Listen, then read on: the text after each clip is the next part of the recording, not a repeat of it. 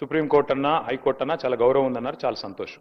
ఎందుకంటే సుప్రీంకోర్టు మనం తీర్పిచ్చింది సార్, 10 మంది ఎమ్మెల్యేలు ఎవరైతే పార్టీ మారారో వారిది కూడా మరి స్పీకర్ గారి పరిధిలో ఉంది.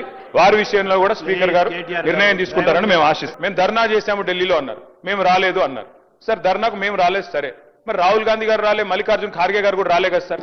అంటే వాళ్ళు కూడా ఇది ధర్నా కాదు డ్రామా అనుకున్నారా సార్? ఎందుకు రాలేదు సార్? మరి ముఖ్యమంత్రి గారు స్వయంగా చెప్తున్నారు బహిరంగ వేదికల మీద, ఢిల్లీలో అపాయింట్మెంట్లు ఇస్తలేరు, ఇస్తే చెప్పులు ఎత్తుకపోతారేమో అని చూస్తున్నారు అంటున్నారు. ఇట్లా మాట్లాడినాక అపాయింట్మెంట్ వస్తాయా సార్? మేము సిన్సియర్గా ఒకటే కోరుతా ఉన్నాం సార్, ప్రధానమంత్రి గారు అపాయింట్మెంట్ ఇస్తలేరు, ఇక్కడ ఉన్న ఎమ్మెల్యే గారు ఇప్పియాలంటారు. ప్రధానమంత్రి గారి అపాయింట్మెంట్ ఎమ్మెల్యే గారు ఇప్పిస్తారా సార్? ఎక్కడైనా దేశంలో ఇది మాకు తెలియదా? ముఖ్యమంత్రి కార్యాలయం నుంచి అడిగితే ఇస్తారు. 52 సార్లు ఢిల్లీకి పోయినారు ముఖ్యమంత్రి గారు, 52 సార్లు పోయినారు, 20 నెలల రికార్డు సార్ ఇది. సార్ ఏదైనా చేయాలి పని అంటే డెడికేషన్ ఉండాలి సార్, ఉత్త డిక్లరేషన్లతో కాదు.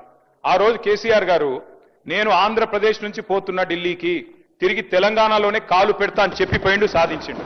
ఇవాళ ముఖ్యమంత్రి గారు కూడా చిత్తశుద్ధి ఉంటే సార్ వారు కూడా డిసిషన్ తీసుకోవాలా, చెప్పాలా. మరి బీసీ బిల్లు సాధించడో లేకపోతే నేను మళ్ళీ ఢిల్లీకి హైదరాబాద్కి రానని చెప్పి అక్కడే కూర్చోమనండి, జంతర్ మంతర్లు ఆమరణ దీక్ష చేయమనండి. మేము వద్దుంటున్నామా సార్? కూర్చోమనండి గట్టిగా.